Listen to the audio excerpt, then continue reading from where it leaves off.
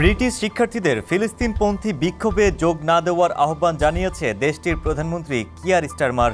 কেননা ২০২৩ সালের ৭ অক্টোবর ইসরায়েলে অতর্কিত হামলা চালিয়ে প্রায় ১২০০ জনকে হত্যা করে ফিলিস্তিনি প্রতিরোধ আন্দোলন হামাস। আর হামাসের এই হামলার প্রতিক্রিয়ায় সেদিন থেকে গাজায় হামলা চালিয়ে নির্বিচারে ফিলিস্তিনিদের হত্যা করছে ইসরায়েল। তাই ৭ অক্টোবর এই দিনে ফিলিস্তিনপন্থী বিক্ষোভ অবিবেচক ও অব্রিটিশ আচরণ বলেও মন্তব্য করেছেন স্টারমার। বিবিসির এক প্রতিবেদনে বলা হয়েছে, গাজায় ইসরায়েলি আগ্রাসনের ২ বছর উপলক্ষে যুক্তরাষ্ট্রের বিভিন্ন বিশ্ববিদ্যালয়ে মঙ্গলবার বিক্ষোভের প্রস্তুতি চলছে। লন্ডনের কয়েকটি কলেজের শিক্ষার্থীরা রাজধানীতে একত্রিত হয়ে মিছিল করার পরিকল্পনা করছে। এছাড়া ম্যানচেস্টার, গ্লাসগো, এডিনবার্গ ও ব্রিস্টলেও ছাত্র বিক্ষোভের সম্ভাবনা রয়েছে।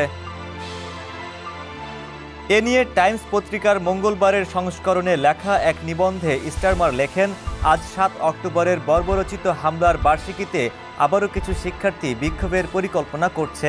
এটি আমাদের জাতির পরিচয় নয়। অন্যদের প্রতি এমন অসম্মান দেখানো অব্রিটিশ আচরণ। তার উপর যখন কেউ কেউ ইহুদিদের বিরুদ্ধে ঘৃণার স্লোগান দেয়, তা আরও লজ্জাজনক। তিনি বলেন, ওই দিনটি কিছু লোকের কাছে ব্রিটিশ ইহুদিদের আক্রমণ করার জঘন্য অজুহাত হয়ে দাঁড়িয়েছে। তিনি আরও বলেন, সময় যতই পেরিয়ে যাক না কেন, সেই দিনের ভয়াবহতা ও অমানবিকতা আমরা ভুলতে পারি না। ব্রিটিশ প্রধানমন্ত্রী আরও লেখেন, আমাদের ইহুদি সম্প্রদায় রাস্তায় দেশে ক্রমবর্ধমান ইহুদি বিরোধিতার মুখে পড়েছে, কিন্তু যুক্তরাজ্য সবসময় দৃঢ়ভাবে ঐক্যবদ্ধ থাকবে। এর আগে গত শনিবার লন্ডনের কেন্দ্রস্থলে প্যালেস্টাইন অ্যাকশন নামের এক নিষিদ্ধ সংগঠনের সমর্থনে বিক্ষোভ চলাকালে প্রায় ৫০০ জনকে গ্রেফতার করেছে মেট্রোপলিটন পুলিশ। যদিও ব্রিটিশ মন্ত্রিসভা ও পুলিশ আগে অনুরোধ করেছিল সিগন্যাল হামলার পর বিক্ষোভ স্থগিত রাখার, কিন্তু তা সত্ত্বেও বিক্ষোভ অনুষ্ঠিত হয়েছে। ডেস্ক রিপোর্ট, সমকাল।